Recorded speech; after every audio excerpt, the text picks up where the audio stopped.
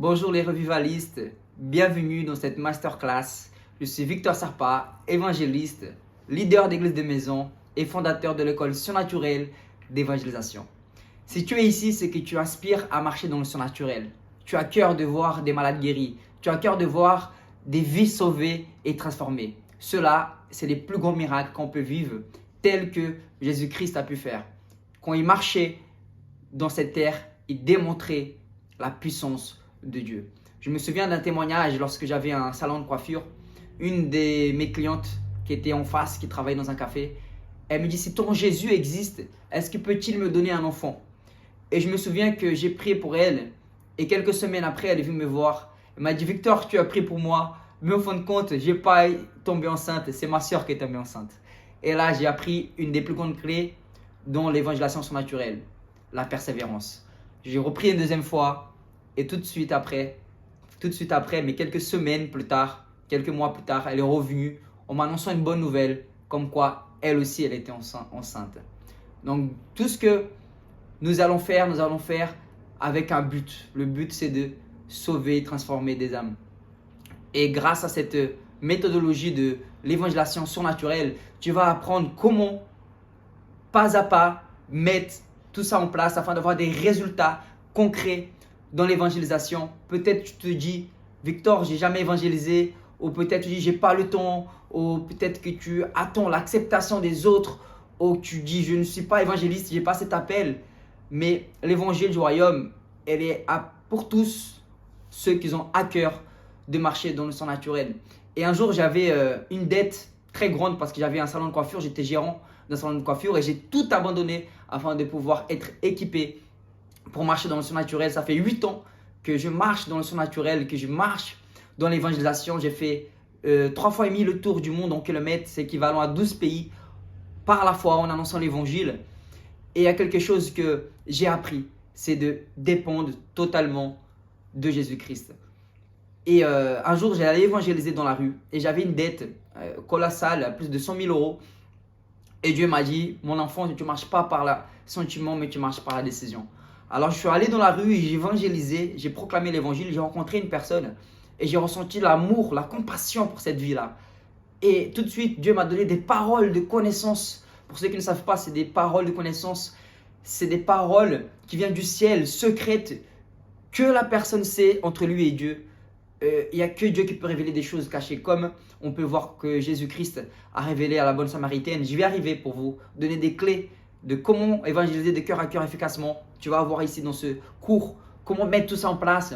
Mais avant, je vais te témoigner de cette évangélisation de puissance que j'ai pu vivre dans le RERD lorsque j'ai abordé cette personne et je lui ai révélé ce qui était dans son cœur. Cette personne a pleuré, il était touché. Et moi, derrière, j'avais deux choix. Soit je prenais la décision de appliquer ce que j'avais appris pendant toutes ces années, soit j'allais laisser passer cette vie, alors que la Bible dit qu'une âme vaut plus que le monde entier.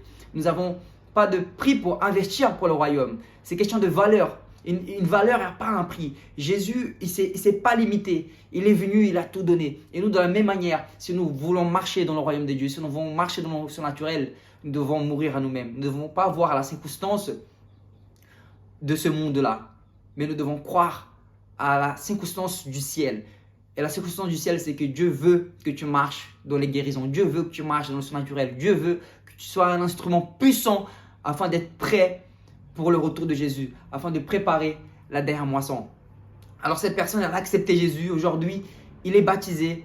Son frère est baptisé. Je ne peux pas dire le nom parce que c'est secret, mais vous pourrez voir dans mes réseaux sociaux des témoignages des centaines de personnes comme ça, grâce à cette méthodologie que j'ai mis en place de l'évangélisation surnaturelle, qui est une manière simple et efficace, qui est d'évangéliser tout simplement dans le repos et avoir les bonnes bases. Et je vais te parler plus tard sur cette bonne base parce qu'il y aura d'autres masterclass. Mais lorsque j'ai évangélisé cette personne dans le RERD, j'ai reçu un coup de fil. Et ce coup de fil, c'était ma banque qui me disait: Monsieur Sarpa, vous avez reçu une somme. Et cette somme-là, elle est ici, vous pouvez donc venir la récupérer. Et moi, j'ai dit: c'est pas possible parce que mon compte il est négatif. Mais lorsque tu prends la décision d'obéir, eh ben, la foi attire le miracle. Et à ce moment-là, la dette que j'avais de 100 000 euros, elle a disparu. Et j'ai pu alors commencer à évangéliser tout ton pays. Parce que nous sommes appelés à ne pas regarder la circonstance, mais nous sommes appelés à regarder à la solution. Et la solution, c'est le royaume de Dieu. Si même tu n'as pas de temps, même que tu as peur, même que tu as crainte, même que tu ne te dis pas capable, même que tu n'as pas cet appel, prends la décision de regarder à Jésus-Christ. Il y a un jour également, de la même manière, où j'ai pris une décision de proclamer l'évangile dans la rue, dans un café. Il y avait là un ami d'enfance qui passait par des difficultés et il m'a raconté sa vie. Et je lui ai raconté qu'est-ce que Jésus-Christ a pu faire de ma vie. J'ai témoigné et je me suis laissé guider par le Saint-Esprit. Cette personne aujourd'hui, elle est sauvée, lui et sa famille, elle est transformée. Il y a plein d'autres témoignages comme ça que je peux vous enseigner parce que le problème, c'est qu'il y a beaucoup d'évangélistes, beaucoup d'évangélisation. Mais ce qui me rend triste, c'est qu'il y a peu de fruits. Pourquoi? Parce qu'ils font d'une mauvaise manière, c'est-à-dire d'une manière religieuse, d'une manière condamnation, d'une manière triste. Et grâce à cette école, justement, tu vas apprendre les clés et tu ne vas pas passer par les mêmes erreurs que je suis passé. Et tu vas pouvoir avancer d'une manière simple et efficace. Et je vais te donner aujourd'hui une méthode de comment évangéliser de cœur à cœur, sans crainte, sans peur, tout en gardant la paix. Et c'est la méthode que Jésus-Christ a fait. Jésus, il a évangélisé la bonne Samaritaine. Et grâce à cette évangélisation qu'il a fait, il a cassé la barrière de la religiosité. Et aujourd'hui, c'est un des plus gros obstacles que nous pouvons voir dans l'évangélisation. Pourquoi? Parce qu'on se dit pas capable, on ne connaît pas la Bible, on n'a pas fait des cours théologiques, alors que Jésus lui-même, il a choisi des pécheurs banals et les a fait des pécheurs extraordinaires, c'est-à-dire des pécheurs d'hommes. Donc toi qui es derrière, peut-être tu as ces sentiments et tu as cœur d'évangéliser, tu as cœur de marcher dans son naturel, tu rêves de faire des campagnes d'évangélisation, tu rêves de voir des malades guéris, mais tu as ces obstacles dans ton cœur. Mais je suis là pour te dire oui, tu es appelé à faire la différence dans cette génération, dans cette nation. Il suffit de prendre des bonnes décisions et de gagner du temps. La Bible dit qu'on doit racheter le temps. Et Dieu m'a levé dans cette génération afin d'équiper le maximum d'élèves, le maximum de personnes pour marcher dans le surnaturel. Et la méthode que je vais t'enseigner aujourd'hui, c'est à la Jésus. C'est-à-dire quand Jésus, il a abordé la bonne Samaritaine, il a justement cassé tradition, religion, mensonge, doute, peur. Il est arrivé, il a amené la paix. Parce que l'évangile doit amener la paix. L'évangile est libératoire. L'évangile, quand tu l'appliques de la manière correcte, elle transforme. Moi-même, j'ai été transformé par l'évangile de puissance. J'ai été transformé par la grâce. Moi et ma famille, nous étions baptisés grâce à Jésus-Christ. Mais si je n'aurais pas appliqué et si je ne m'aurais pas recherché et enseigné comment faire, aujourd'hui, je n'aurais pas pu vivre tout ce que j'ai pu vivre. Par exemple, aller dans une boîte de nuit au Brésil, j'ai arrêté une boîte de nuit tout entière avec plus de 1000 personnes. Lorsque je suis arrivé, le bar s'est arrêté, le directeur du bar m'a permis de prêcher dans la boîte de nuit. Il y a plus de 10 âmes qui acceptaient Jésus, dont un ancien pasteur qui était là-bas, qui était perdu. Parce que la Bible dit que l'homme ne vivra pas de pain seulement, mais de toute parole qui sort de la bouche de Dieu. Et c'est ce que je vais t'enseigner, à marcher dans le tout accompli, à marcher dans la parole de Dieu. Donc c'est important de pouvoir être équipé. Et Jésus, quand il a arrêté cette dame, la Samaritaine, il lui a posé une question ouverte. Il dit, femme, as-tu à boire? Donne-moi à boire. Et tout de suite, elle a été interpellée parce que Jésus, il a cassé cette barrière. Parce qu'un juif ne pouvait pas parler à une femme. Et de plus, il était seul avec elle. Donc tout de suite, elle a été surprise. Donc Jésus, qu'est-ce qu'il a fait? Il a attiré son attention. Ça, c'est la première étape. Attirer l'attention. Victor, comment pourrais-je attirer l'attention de quelqu'un qui ne veut pas entendre parler de Jésus? D'abord, tu dois le gagner pour toi. C'est-à-dire, tu commences avec une question ouverte, une question de la terre. Tu sais ce qui se passe? Est-ce que vous avez l'heure? Vous avez des belles chaussures? Vous avez vu le temps? Vous avez vu ce qui s'est passé? Donc, tu dois d'abord l'attirer à toi. Parce que le problème, c'est que beaucoup veulent d'abord donner Jésus. Jésus, Jésus. Non, il faut d'abord préparer le terrain. La personne, elle puisse te connecter. La personne, elle puisse connecter. C'est ça le problème, c'est qu'on ne connecte pas avec les gens. Il faut connecter avec les personnes. Et ça, c'est une des stratégies que Jésus-Christ, il a donné dans la Bible, dans le livre de Jean, chapitre 4. Vous pouvez lire par la suite. Et alors, il a attiré l'attention de cette dame. Cette dame, elle a été attirée par lui parce qu'il Il a cassé ses barrières de religiosité. Et par la suite, il lui a démontré la puissance. Et après, il s'est présenté.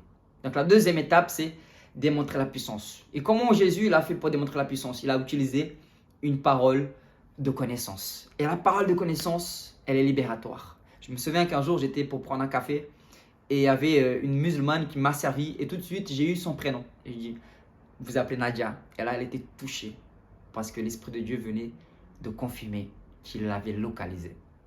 Et c'est l'audace. Nous osons et nous avons des résultats à travers la foi et la persévérance. Et Jésus, tout de suite, il lui a montré l'amour. À aucun moment, Jésus l'a accusé. À aucun moment, Jésus l'a condamné, alors que lui, il pouvait parce qu'elle était à son 5e mari et peut-être qu'elle allait se marier au 6e. Mais en fin de compte, Jésus a localisé son problème. C'est ce que l'humanité attend. Ardemment la révélation des enfants de Dieu. Ils attendent que nous puissions leur donner une bonne nouvelle. Et ce n'est pas tout la bonne nouvelle. Il faut la démonstration qui va avec. Et c'est pour ça que ça devient trop beau pour être vrai. L'évangile du royaume, c'est trop beau pour être vrai. Ça veut dire que non seulement je ne mérite pas, j'ai reçois tout, et en plus, je peux être embauché pour le ciel, sans même avoir un CV correct, sans même avoir une posture correcte, sans même... C'est ça, parce que Jésus il est venu qualifier les disqualifiés. Il est venu chercher les choses folles du monde afin de confondre les sages.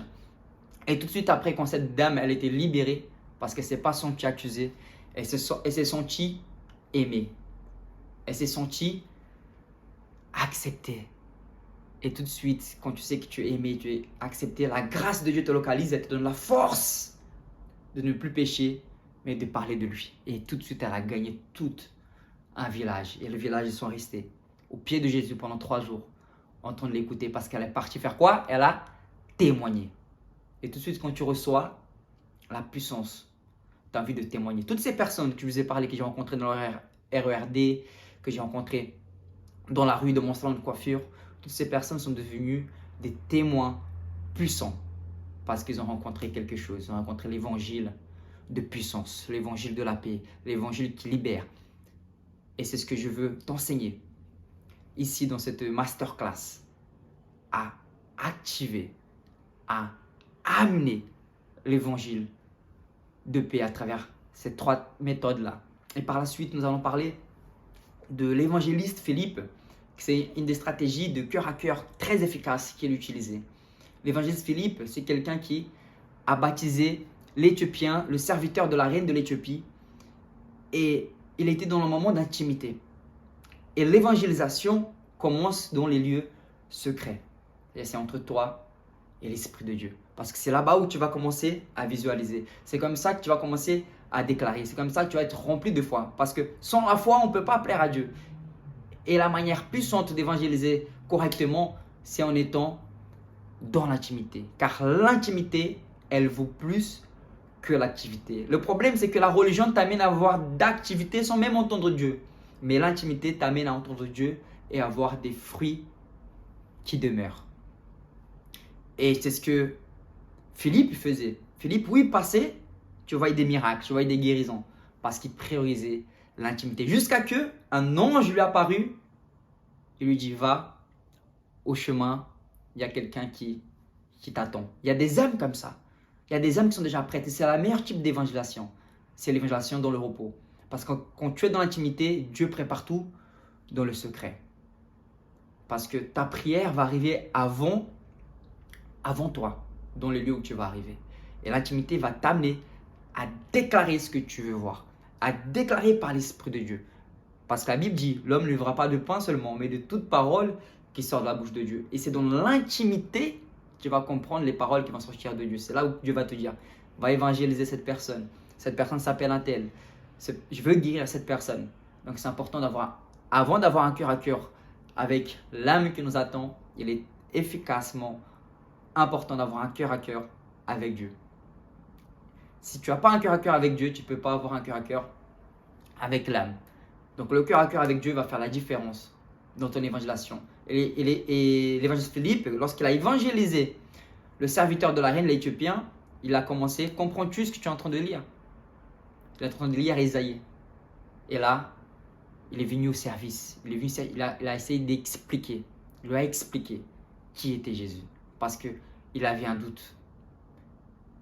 L'Éthiopien, il avait un doute. Mais Philippe, il est venu, il lui a annoncé Jésus-Christ. Et tout de suite après, il a été baptisé, il est parti dans un autre endroit. Et l'évangéliste, Philippe, il n'a pas seulement gagné un Éthiopien, mais il a gagné toute l'Éthiopie. Regarde aujourd'hui ce qu'il y a là-bas. L'évangélisation à la Philippe, c'est ça. C'est évangéliser des personnes réputées afin qu'ils puissent amener l'évangile dans leur ville. Qui sait que tout à l'heure, tu vas évangéliser quelqu'un, ou tu as déjà évangélisé quelqu'un, qui te dit que ce ne sera pas un Bill Graham? Qui te dit que ce ne sera pas un Ronald Banquier? Ce ne sera pas un John Wesley? C'est fort faisable. Moi-même, un jour, je suis parti évangéliser à Opéra et le Saint-Esprit m'a mis devant une personne. Cette personne-là, c'était Paul Pogba. Et je lui ai évangélisé. Je lui ai laissé une semence dans son cœur. Je suis sûr que sa vie ne sera plus jamais la même. Parce que quand tu parles de Jésus-Christ, la vie, elle est transformée. Quand tu annonces Jésus mort, ressuscité, des vies vont être transformées. Et tu vas voir que bientôt Paul Pogba va se convertir. Parce que la semence a été lancée dans son cœur. Un autre va arroser et Dieu va faire croître. De la même manière, un jour, j'ai pris la ligne 6. Dieu m'a mis en face avec Romain Domenech, l'ex-entraîneur de l'équipe de France. C'est le type de méthode à la Philippe. Le don de l'aimant. Tu vas attirer des personnes à travers cette méthode-là. Et tu auras deux choix. Soit tu vas prendre un autographe avec eux, soit tu prendras une photo avec eux. Et le troisième, c'est soit tu vas leur parler de Jésus. Et moi, c'est ce que j'ai fait. J'ai pris la décision de parler de Jésus à toutes ces personnes-là. Ibra TV, Christina Cordila, c'est la de M6, la brésilienne qui fait magnifique. David Luiz, Thiago Silva, les personnes qui sont connues dans le monde, j'ai pu les croiser. Et toutes les fois où je les croisais, je leur ai parlé de Jésus-Christ afin que leur vie soit transformée. C'est ce qu'on est appelé à faire, à démontrer la puissance de Dieu à travers des connexions divines. Ça a été Victor Serpa, que Dieu continue à vous bénir. J'espère que cette masterclass vous a plu. J'espère que ça vous a donné le feu, que vous a encouragé. Et n'hésitez pas, pour les prochains jours, nous allons voir la seconde masterclass, comment guérir les malades. Et j'attends de te voir là-bas. Ça va être puissant. À très vite.